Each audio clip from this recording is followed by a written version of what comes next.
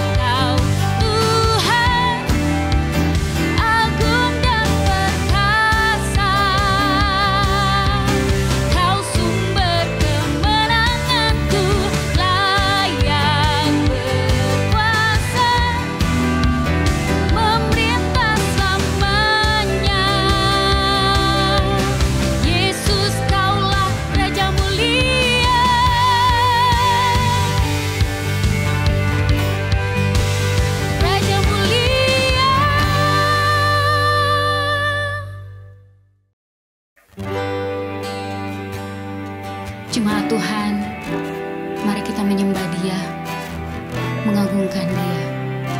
Bahwa hanya satu hal yang kita rindu, yaitu menyembahnya.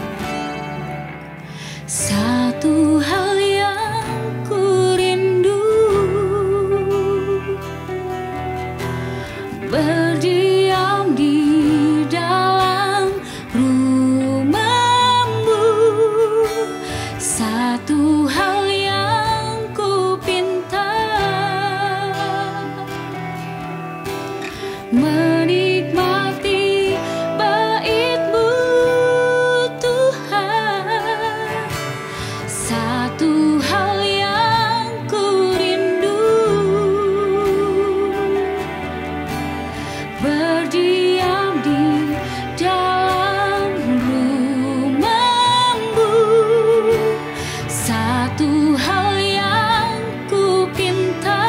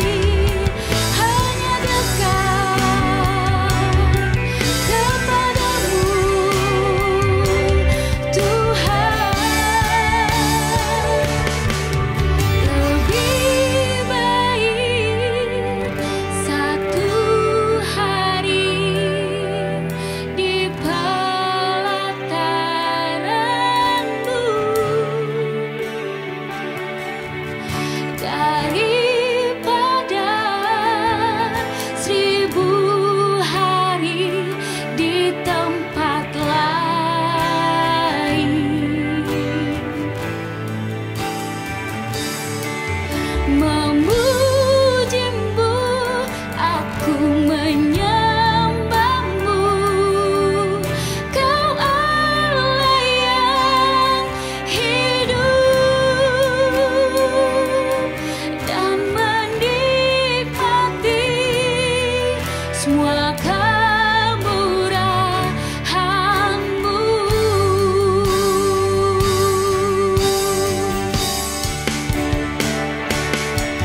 Lebih baik satu hari di pelataran-Mu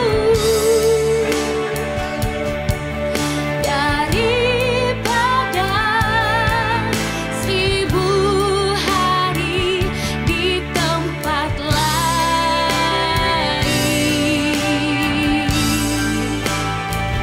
Aku memujimu, aku menyembahmu. Kau Allah yang hidup dan menikmati semua kemurahan-Mu.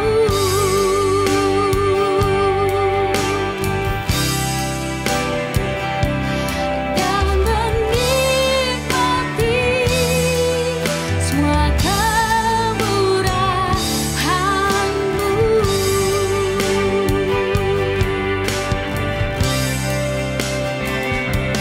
Dan menikmati semua kemurahan-Mu. Terima kasih Tuhan Yesus buat kebaikan-Mu. Kami mau terus menyembah-Mu di dalam roh dan kebenaran, Tuhan. Amin. Terima kasih Tuhan. Kami mau meninggikan Engkau Allah yang hidup. Kami mau mengagungkan Engkau karena kebaikan-Mu, Tuhan.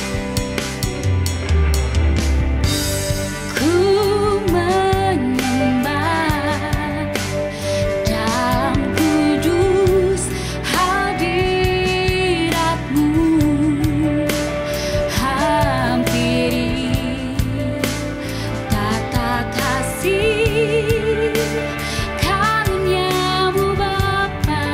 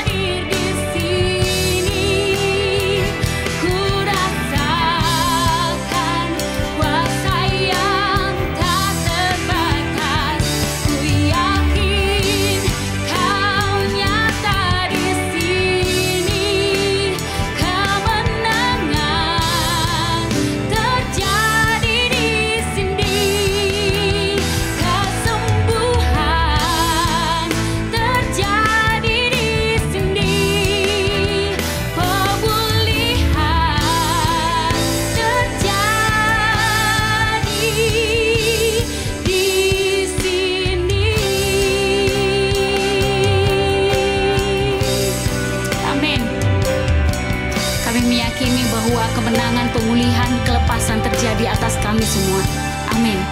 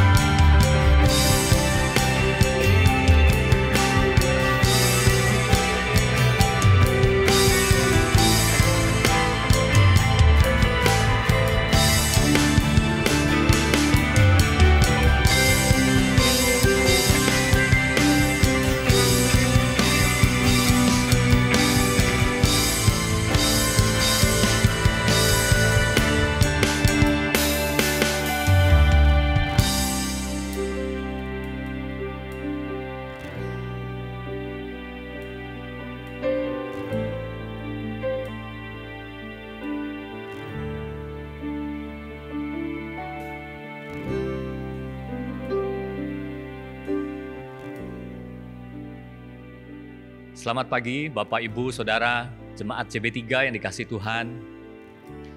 Kita masih di dalam upaya membangun nilai-nilai inti dari jemaat kita, home. Dan pagi ini kita masih akan belajar mengenai huruf yang pertama, H, honor, ya, menghargai atau menghormati. Nah, kita pernah belajar bahwa landasan untuk kita bisa mempraktekkan honor itu adalah kerendahan hati. Itulah sebabnya pagi hari ini topik kita adalah teachable spirit. Satu sikap, satu hati yang mau diajar. Mari saya ajak kita semua satukan hati, kita berdoa dulu. Bapa, firman-Mu adalah hidup, bekerja aktif di dalam diri kami masing-masing, semua jemaat-Mu yang mendengarnya. Biar pagi hari ini kami semua dibangun, dinasehati, diingatkan, bahkan dikoreksi oleh firman-Mu itu sendiri. Engkaulah yang berkuasa, berdaulat atas segala sesuatu, termasuk jemaat-Mu ini Tuhan. Rumah bagi kami untuk berdiam, bertumbuh, semakin dalam mengenal Kristus. Kami serahkan waktu ini hanya di dalam nama Tuhan Yesus. Amin. Nah saudara, kalau kita bicara mengenai teachable spirit, satu hati, satu sikap yang mau diajar, kalau kita membayangkan itu diberlakukan atas seseorang yang masih muda, katakanlah seorang remaja, ya umur 12 sampai 14 tahun, ini terasa lebih mudah. Karena apa? Karena jelas remaja tersebut masih berada di bawah otoritas.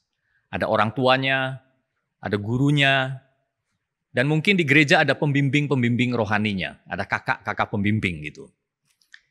Jadi rasanya enak, rasanya wajar, tetapi saya ingin membawa lebih jauh. Bagaimana jika seseorang sudah sepuh atau sudah senior, ya katakanlah sudah berusia 60 tahun, katakanlah sudah tidak ada orang tuanya. Bagaimana saudara, ya kita mempraktekkan topik teachable spirit ini. Tidak ada guru, jelas sudah tidak sekolah. Ya, tidak ada kakak pembimbing rohani juga. Nah, saudara, bisa jadi bahwa satu-satunya hal yang membuat seseorang kapanpun, umur berapapun, tetap memiliki teachable spirit, itu adalah kerendahan hatinya. Jadi artinya dia harus dengan sengaja, dengan intensional, merendahkan hatinya untuk terbuka ya bagi input, bagi nasihat, bagi pengajaran, bagi koreksi. Ya, artinya hidupnya itu masih tetap terbuka untuk belajar, untuk menerima input dari luar dirinya. Karena kalau hal ini tidak ada, maka sebenarnya tidak ada lagi norma yang mengharuskan dia untuk teachable. Kecuali itu hukum atau peraturan atau pemerintah. Nah, kalau hukum atau undang-undang atau peraturan atau pemerintah, ini memang sifatnya memaksa. Jadi tidak diperlukan kerendahan hati, saudara.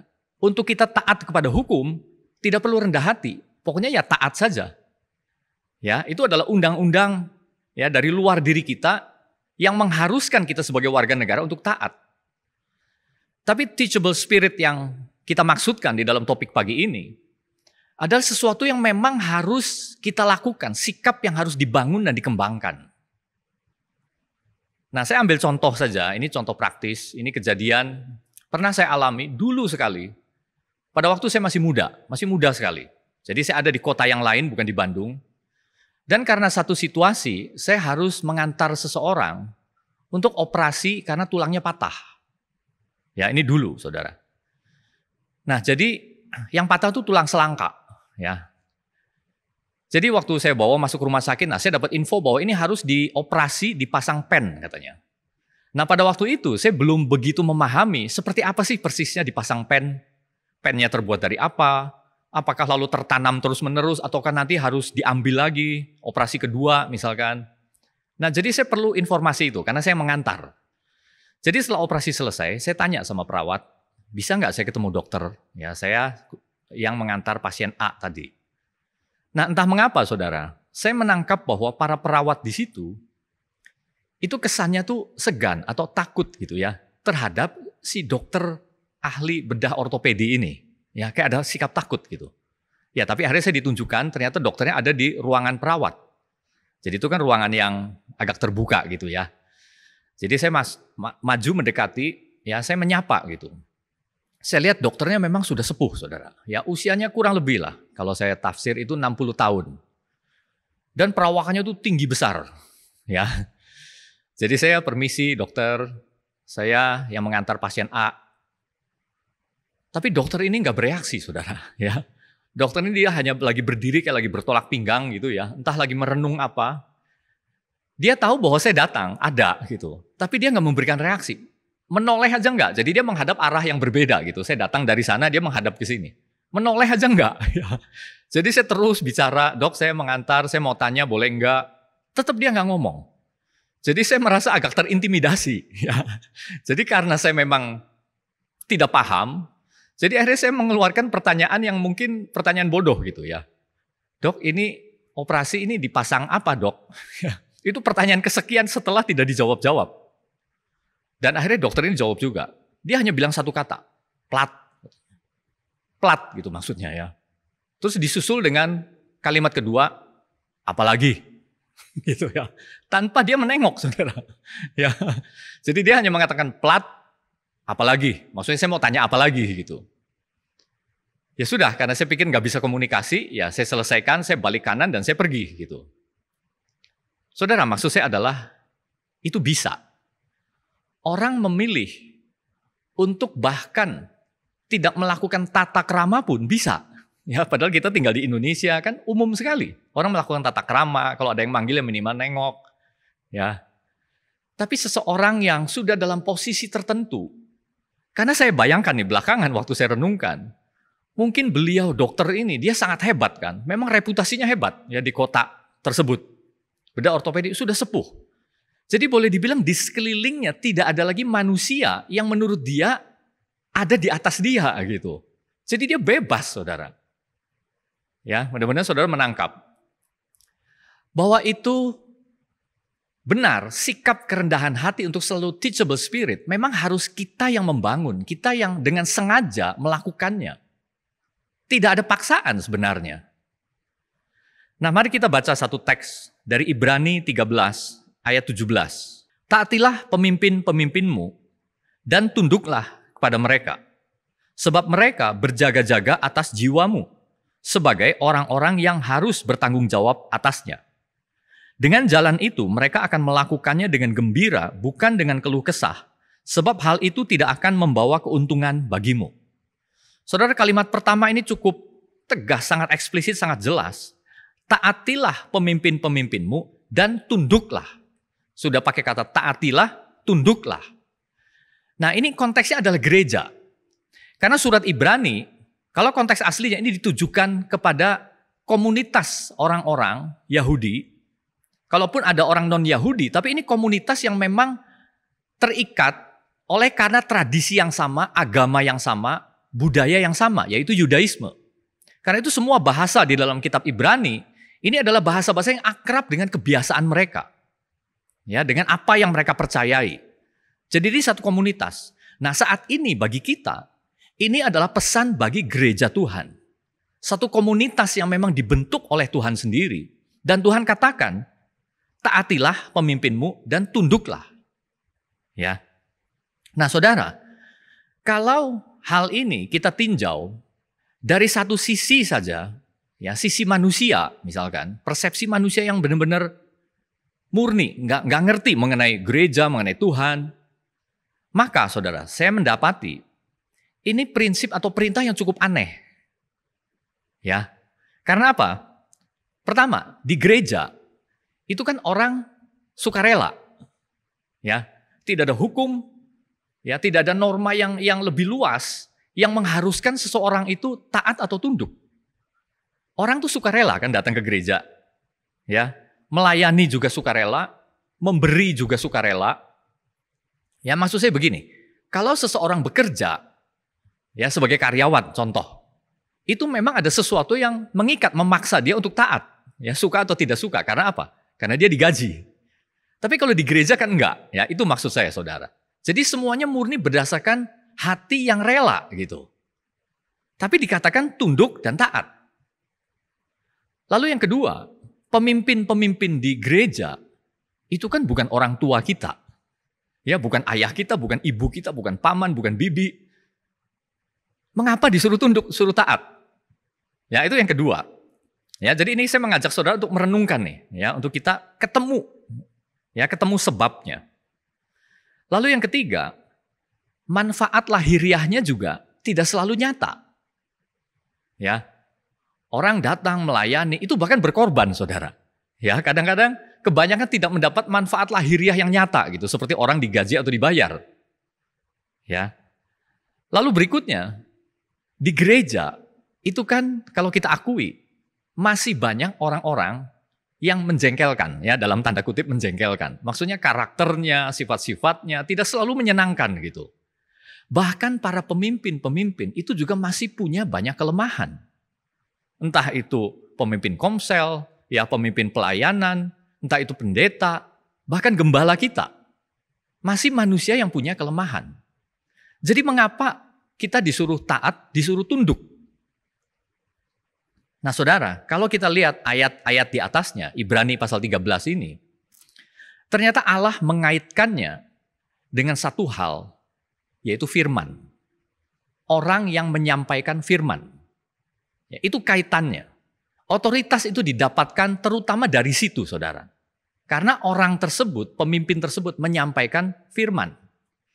Mari kita baca di masih pasal 13 ayat 7-9.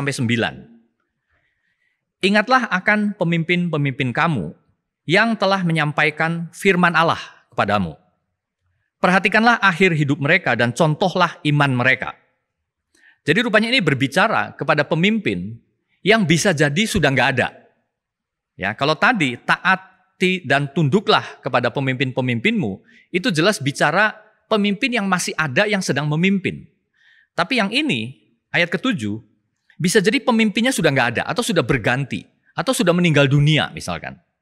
Tapi ada satu hal yang diwariskan, yang tadinya digariskan oleh pemimpin ini, yang harus kita ingat katanya. Ya, karena harus ingat mereka yang telah menyampaikan firman Allah. Ya, ajarannya itu harus ingat. Harus kita perhatikan akhir hidupnya dan imannya kita contoh. Lalu ini dikaitkan dengan kekekalan Yesus Kristus. Karena ayat 8-nya dikatakan, Yesus Kristus tetap sama, baik kemarin maupun hari ini dan sampai selama-lamanya. Jadi walaupun pemimpin berganti, pemimpin datang dan pergi, tapi Yesus Kristus itu tetap sama. Artinya Yesus Kristus yang menguasai, yang memerintah, yang sedang berjalan bersama-sama dengan jemaat plus para pemimpin-pemimpinnya. Yesus tidak melepaskan tangannya. Dia selalu ikut campur, dia sedang memerintah, dia sedang berkuasa, dia sedang memimpin, mengarahkan, menggembala gereja Tuhan. Dan dia tetap sama, tidak berubah. Dan kemudian apalagi yang bisa membuat gereja melenceng atau berubah? Ya, ayat ke-9 atau ayat berikutnya. Janganlah kamu disesatkan oleh berbagai-bagai ajaran asing. Jadi di sini muncul lagi kesekian kalinya di dalam Perjanjian Baru mengenai ajaran asing yang bisa menyesatkan. Ya, jadi ingat, Pemimpin bisa datang, bisa pergi. Ajaran-ajaran bisa datang, banyak yang bisa menyesatkan. Tetapi Yesus Kristus tetap sama. Baik kemarin, hari ini, sampai selama-lamanya. Ya, itu maksudnya, saudara. Sebab yang baik ialah, ya selanjutnya, bahwa hati kamu diperkuat dengan kasih karunia. Sekali lagi ini pesan mengenai kasih karunia. Dan bukan dengan pelbagai makanan yang tidak memberi faedah kepada mereka yang menuruti aturan-aturan makanan macam itu. Jadi rupanya pada zaman itu, pada masa ini, kitab Ibrani ditulis, di dalam gereja Tuhan berkembang banyak sekali ajaran. Salah satunya menekankan bahwa orang bisa dibenarkan oleh Allah karena dia menghindari makanan-makanan tertentu. Jangan makan ini, jangan kecap itu, jangan sentuh ini. Maka kamu akan dibenarkan oleh Allah. Nah, mungkin bagi kita saat ini udah gak relevan.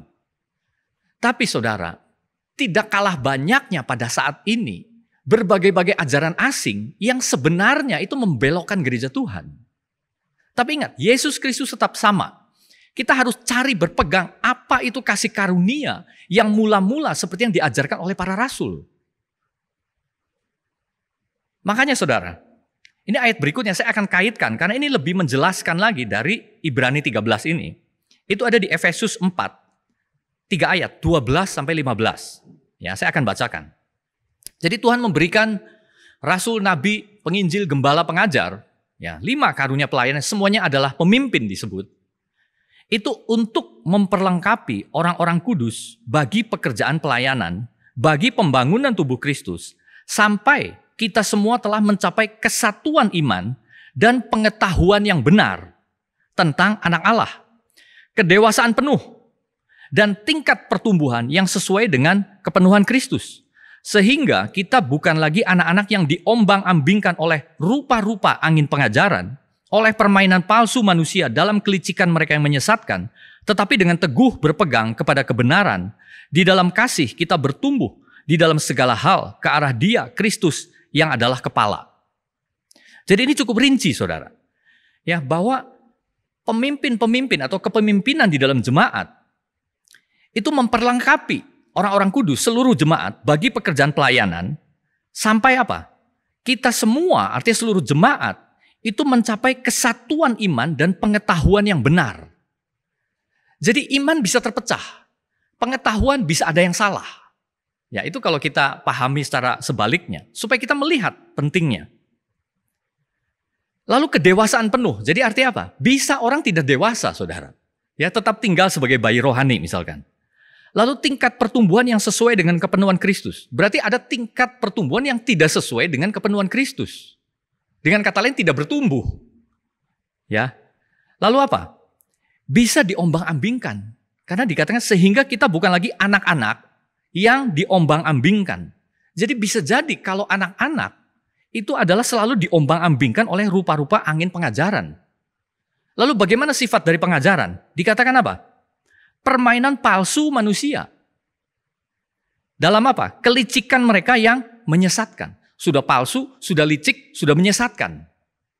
Saudara, itulah sebabnya kalau kita baca di dalam perjanjian baru, banyak tulisan-tulisan yang mengadres hal ini, saudara.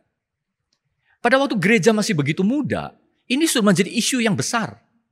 Bukan hanya legalisme Yahudi, agama Yahudi yang ingin menyusup dengan hukum-hukum manusianya, tapi juga ada gnostikisme. Ya, ada isme apa gitu. Belum kita bicara dari Yunaninya, masuk semua. Dan bagaimana setelah sekian lama kemudian pada hari ini?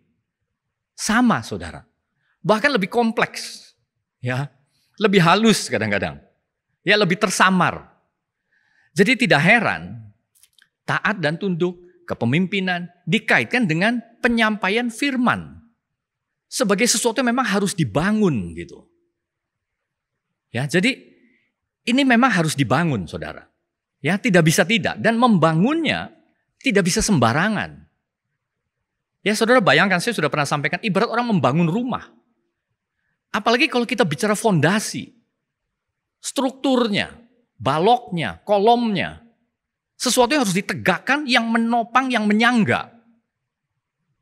Ya, itu firman, saudara. Ya. Nah, secara singkat saya akan sampaikan 3 hal yang harus dibangun oleh gereja. Ya, ini pengetahuan aja buat saudara, supaya kita lebih menangkap nih gambarnya. 3 hal yang harus dibangun. Saya pakai istilah-istilah agak asing ya, tapi ini nama jadi kita ingat gitu.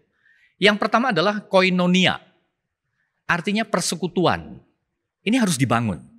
Jadi maksudnya apa? Koinonia bicara mengenai persekutuan kedekatan, hubungan, persaudaraan. Orang merasa nyaman, orang merasa diterima, keterikatan. Ya, itu yang harus dibangun. Ya, di Kisah dikatakan mereka selalu berkumpul untuk memecahkan roti dan berdoa. Ya, jadi selalu berkumpul gitu. Lalu dikatakan juga mereka sehati dan sejiwa. Ini semua bicara mengenai persekutuan, mengenai koinonia. Lalu yang kedua, diakonia. Diakonia artinya aktivitas atau perbuatan yang melayani. Melayani mereka yang lagi susah, lagi butuh pertolongan. Itulah sebabnya di dalam jemaat mula-mula lalu diatur bagaimana mereka harus membantu janda-janda dan orang miskin. Jadi ini hal yang kedua yang harus dilakukan oleh gereja. Membantu, menolong, disebut diakonia. Pelayanan gitu ya, melayani. Lalu yang ketiga namanya marturia. Marturia artinya bersaksi, memberitakan firman. Ya, jadi ini memberitakan firman, memberitakan Injil, saudara. Nah, memberitakan Injil itu ada ke dalam dan ada keluar. Ya, keluar kita sudah tahu, orang yang belum kenal, ya kita beritakan dengan berbagai metode, berbagai cara, supaya mereka mengenal kasih karunia berita Injil Yesus Kristus. Tapi ke dalam, pemberitaan firman itu bersifat mendewasakan. Ya, seperti di dalam Efesus tadi. Membimbing, mendewasakan, membangun, membentuk gitu. Nah saudara, dari 3 hal ini, koinonia, diakonia, marturia, saya ingin tekankan bahwa yang sangat vital harus ada di dalam ketiganya, itu memang adalah pengajaran firman. Ya, jadi bukan hanya ada di marturia, saudara. Di dalam persekutuan, itu juga harus ada firman yang dibangun. Karena bayangkan begini, misalkan orang hanya membangun keterikatan, ya kebersamaan, itu kan sama seperti klub-klub yang ada yang banyak dibentuk oleh manusia kan. Karena mereka punya minat yang sama, kumpul-kumpul tuh enak katanya. Ya, ketawa-ketawa, misalkan sharing-sharing, makan-makan gitu, get together. Ya, lakukan hobi yang sama. Saudara bisa bayangkan klub apa saja. Klub naik motor, klub naik sepeda, ya klub hiking, klub apapun. Tapi kalau tidak ada pemberitaan firman, ya itu hanya klub. Itu bukan gereja, saudara. Jadi gereja harus lakukan itu, koinonia, mendekatkan, mempersatukan orang. Tapi sebenarnya inti kegiatannya tetap adalah pemberitaan firman. Karena kalau tidak, ya itu bukan gereja. Ya itu klub-klub hobi atau klub apalah, perkumpulan. Lalu di dalam diakonia, saudara, banyak organisasi apapun yang menolong orang itu, sifatnya sosial. Ya, internasional ada Rotary misalkan. Ya itu kan organisasi amal ya, menolong orang, ada kerja bakti, ada pengumpulan dana dan lain sebagainya. Tapi kalau tidak ada pemberitaan firman, ya itu bukan gereja. Ya, jadi saudara nangkap maksudnya ya. Apalagi marturia. Ya, jadi kita lihat itu betapa vitalnya pemberitaan firman. Jadi dalam kaitan dengan kepemimpinan, ya mendewasakan jemaat di dalam hal bertumbuh, di dalam semakin mengenal dan terutama menghidupi. Bukan hanya pemberitaan itu masuk di dalam pengetahuan, oh saya ngerti, saya paham. Tapi bagaimana itu menghidupi, saudara. Menjadi hidup maksudnya. Nah, jemaat ini kan kompleks. Ya, orang-orang yang hidup sehari-hari banyak menghadapi pergumulan. Nah, ini saya hanya akan munculkan saja ya beberapa pernyataan, pertanyaan, renungan yang bisa jadi sering muncul di dalam hidup. Ya, coba silakan dimunculkan layarnya. Ini contoh-contoh. Ya, saya hanya catat 6, tapi bisa jadi ada banyak, saudara. Ya, ini contoh saja. Pertama, misalkan orang mengatakan begini, ini pernyataan, ya keadaan kondisi, saya cemas akan masa depan. Bisa jadi nggak, saudara? Bisa kan? Apakah berarti orang percaya sama sekali sudah anti cemas? Tidak.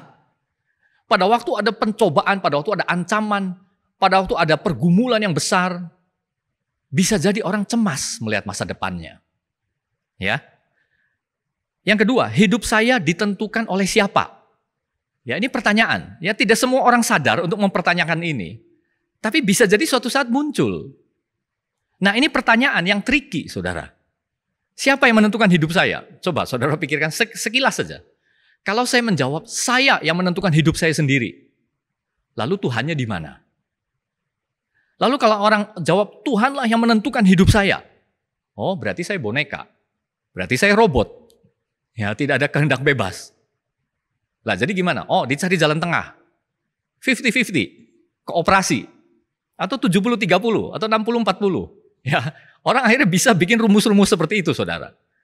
Nah, apakah Alkitab tidak mengadres hal-hal ini? Ada. Ada, saudara. Ya, lalu lanjut dulu ketiga ya. Kita lewat saja. Semua yang saya upayakan dalam hidup sebenarnya demi apa? Tidak semua orang juga merenungkan hal ini. Tapi sebagai manusia ini penting kan? Karena ini orang merenungkan makna hidupnya. Lalu yang keempat, mengapa anak saya suka memberontak? Padahal saya selalu mengasihi dan berusaha menjadi teladan. Ya kan? Ini real juga. Lalu yang kelima, seseorang yang saya kasihi meninggal karena kecelakaan lalu lintas. Saya sangat marah dan tidak dapat melupakan orang yang menabraknya. Bagaimana kalau situasi seperti ini? Lalu yang keenam, mengapa ada penderitaan? Nah, ini sudah filosofis. Mengapa Allah tidak membereskan saja dunia ini? Nah, jadi lihat saudara, banyak pertanyaan di dalam hidup ini. Kita membutuhkan satu cara pandang, satu world view gitu sebenarnya. Pertanyaannya bagaimana kita membangunnya?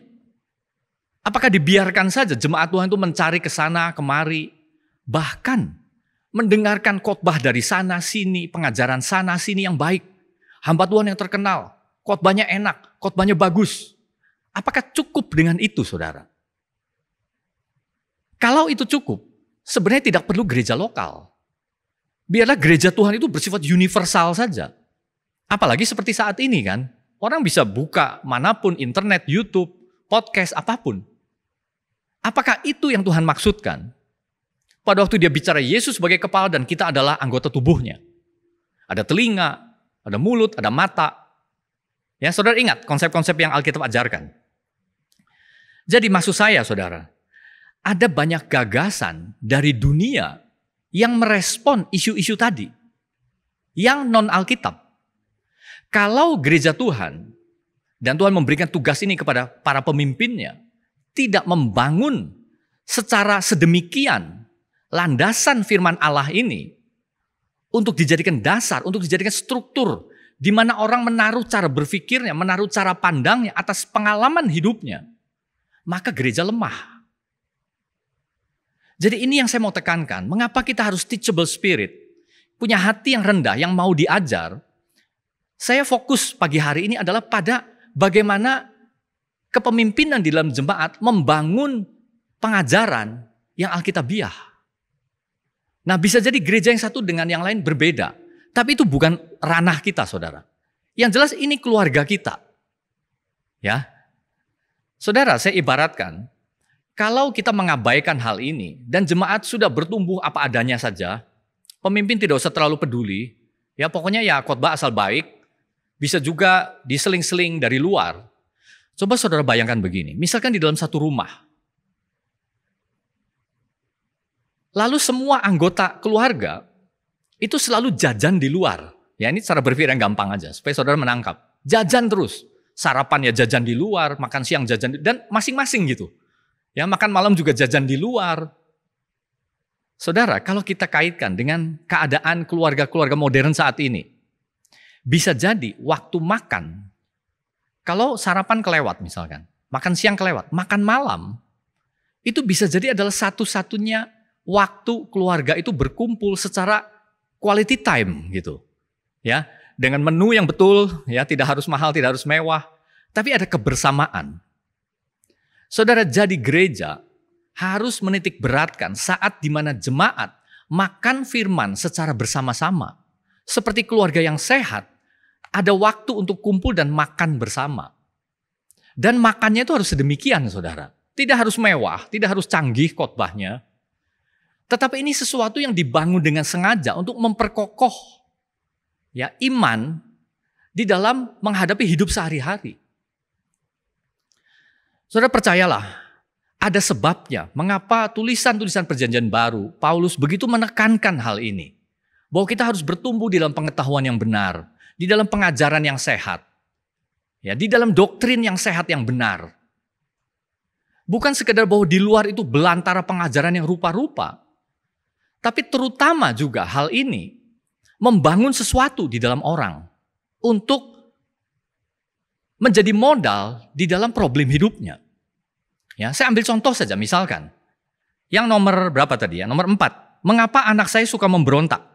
Padahal saya selalu mengasihi dan orang tua selalu berusaha menjadi teladan. Misalkan, ya, penjelasannya bisa banyak.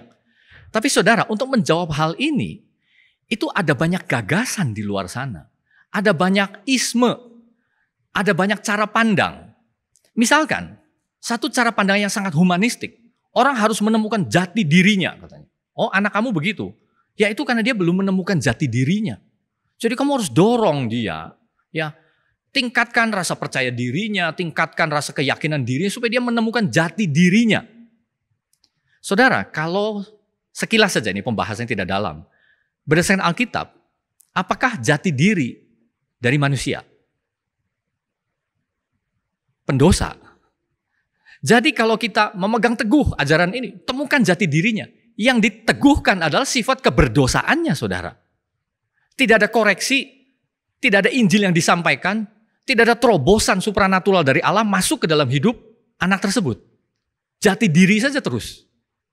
Saudara, ini contoh. Ini kan populer, ya, mengenai keberhargaan kita, jati diri kita. Gereja bisa membangun dari sudut pandang itu, tapi bisa salah. Kalau Injil tidak masuk, kasih karunia tidak masuk, saudara. Ya, jadi ini contoh. Nah, jadi lalu masalah yang kedua juga, Alkitab, ya, di dalam penulisannya ke-66 buku ini, itu bukan seperti handbook, ya, buku pegangan, bukan seperti textbook, bukan seperti kamus. Misalkan saya menemukan problem A, saya buka-buka, oh ada jawabannya. Saya ingin lakukan B, saya buka-buka, oh ada manualnya, langkah-langkahnya, 1, 2, 3. Alkitab kan nggak seperti itu, ya. Nah, terlalu kompleks untuk membahas mengapa Tuhan nggak bikin seperti handbook saja, ya. Tapi pokoknya inilah Alkitab kita. Kalau orang tidak membangun dengan sengaja, dengan cara tertentu yang benar, dari Alkitab yang tidak mudah ini, ya orang mudah saja. Ya, tarik sana, tarik sini. Akhirnya kesimpulannya itu salah, saudara. Ya, jadi itu maksud saya, Tuhan berbicara. Paulus sejak dia dipakai Tuhan, satu bidang yang saya lihat, dia dengan sengaja adalah membangun terus. Ya, berdasarkan Injil kasih karunia yang dia terima. Dia bangun dengan begitu terstruktur. Ya, begitu baik gitu gambarannya. Ya, sehingga gereja-gereja itu, kalau dia berpegang pada Injil yang benar, kuat, saudara. Bertumbuh, menyebar, semakin meluas. Jadi disinilah kepemimpinan gereja melakukan peranan membangun jemaat di dalam firman.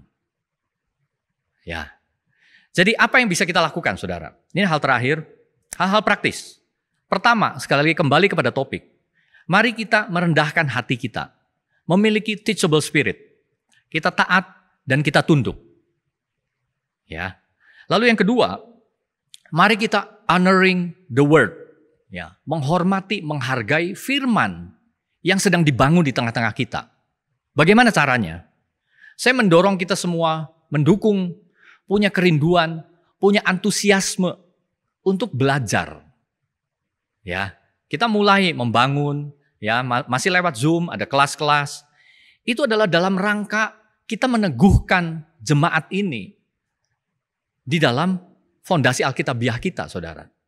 Ya. Jadi bisa saja saudara jajan di luar, ya banyak khotbah-khotbah yang bagus. Tapi percayalah saudara, begitu itu terkumpul tanpa kita punya kerangka, punya dasar yang benar, itu hanya sekedar inspirasi-inspirasi, letupan-letupan yang tidak kokoh. Jadi saya ingin menganjurkan kita semua bangun dasar yang kokoh bersama-sama. Bukan berarti bahwa kepemimpinan, ya tidak ada kepemimpinan gereja manapun yang bisa menjawab semua persoalan hidup dengan hebat, dengan pas, dengan jelas, dengan tuntas. Pasti masih banyak pertanyaan-pertanyaan. Tapi beda Kalau kita belajar dengan sengaja membangun sedikit demi sedikit, ada salahnya, ada benarnya, tapi bangunan itu mulai tersusun. Daripada kita membangunnya dengan sembarangan. Ya. Jadi mari kita punya hati yang mau diajar, satu teachable spirit. Masukkan ini, memasukkan diri kita ke dalam keluarga inti jemaat, saudara. Artinya orang-orang yang memang sering makan bersama. Ya. Memecahkan roti dan berdoa. Mereka sehati dan sejiwa. Seperti yang digambarkan di dalam Kisah Para Rasul. Amin. Mari kita berdoa. Bapa, ini jemaat-Mu yang sedang menempuh jalannya. Engkau naik ke sorga, tapi Engkau memberikan Roh Kudus-Mu. Engkau memberikan firman-Mu. Bahkan Engkau bekerja dari zaman ke zaman, sehingga kami memiliki Alkitab kami. Engkau memberikan kepada kami para pemimpin-pemimpin kami, untuk mengajarkan, untuk mengkhotbahkan, untuk membimbing, menasehati, bahkan mengoreksi. Biarlah kami semua jemaat-Mu mempunyai teachable spirit, satu kerendahan hati, untuk melihat Tuhan, bahwa inilah yang Tuhan sedang kerjakan pada jemaat ini. Satukan kami terus, supaya sebagai satu tubuh, kami semakin bertumbuh menjadi mempelai-Mu, mempelai Kristus Yesus itu. Dan sebagai pribadi-pribadi, dengan keluarga kami, dengan diri kami juga mampu menghidupi hidup kami dengan kuat berlandaskan firman-Mu, Tuhan. Terima kasih untuk waktu ini, kami serahkan jemaat Tuhan ini ke dalam tangan-Mu, hanya di dalam nama Tuhan Yesus. Amin. Terima kasih buat Ko Yosef yang telah menyampaikan firman Tuhan pada pagi hari ini. Semoga semua saudara-saudara bisa diberkati oleh firman yang telah disampaikan Ko Yosef ya. Untuk kita punya spirit yang teachable. Amin. Dan tidak lupa kita mau juga ucapkan terima kasih. Lempar di kolom chat untuk semua yang sudah melayani hari ini. Baik dari tim multimedia, tim musik dan semuanya, saudara. Langsung say thank you aja di live chat.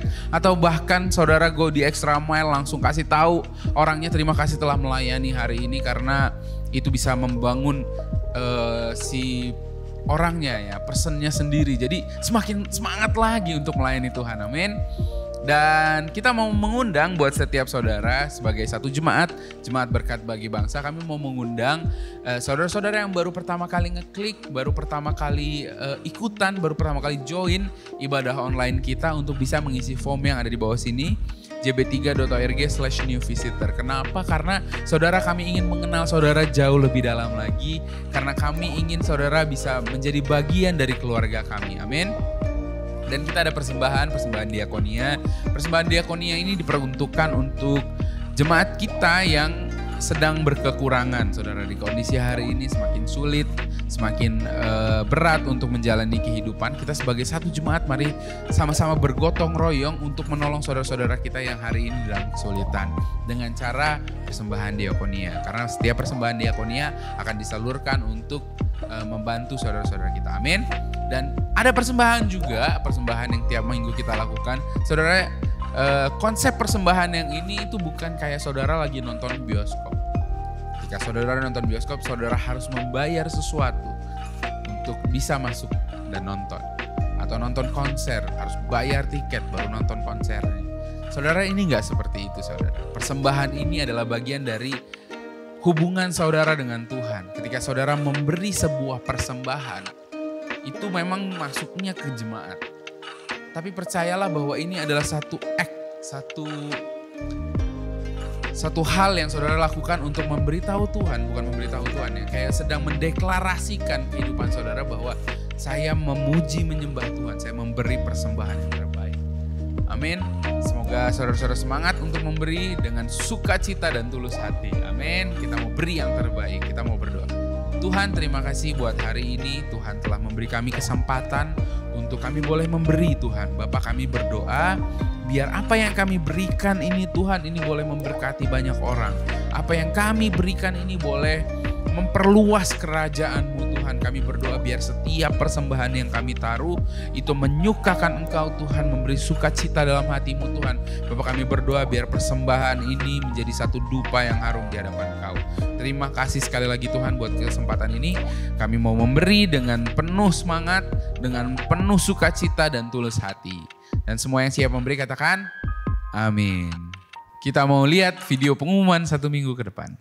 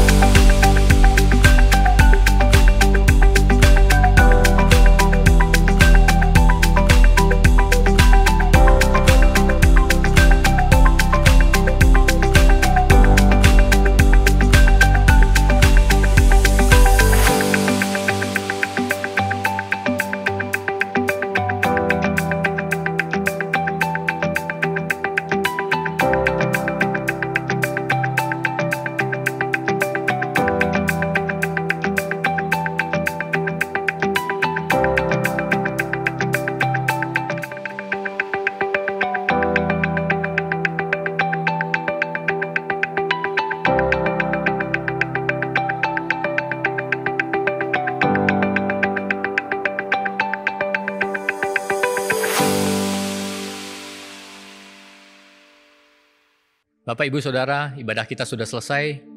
Mari kita tutup di dalam doa dan menerima berkat dari Tuhan. Bapa, terima kasih. Bekerjalah terus di tengah-tengah kami. Bangkitkan semangat kami untuk terus belajar.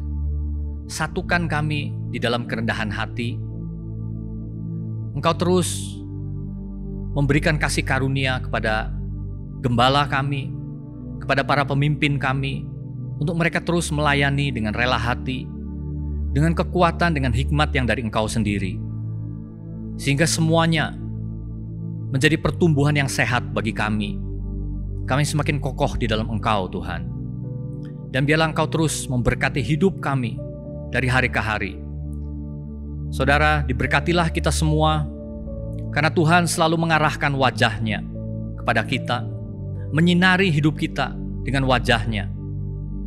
Tuhan memberkati kita di dalam segala hal yang kita lakukan, di dalam pekerjaan kita, di dalam studi kita, di dalam keluarga kita, di dalam hubungan-hubungan kita.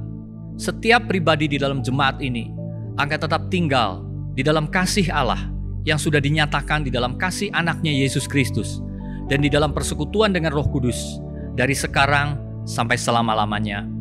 Amin. Amin. Terima kasih Bapak, Ibu, Saudara. Terima kasih untuk teman-teman yang melayani. Selamat hari Minggu. Tuhan memberkati kita semua.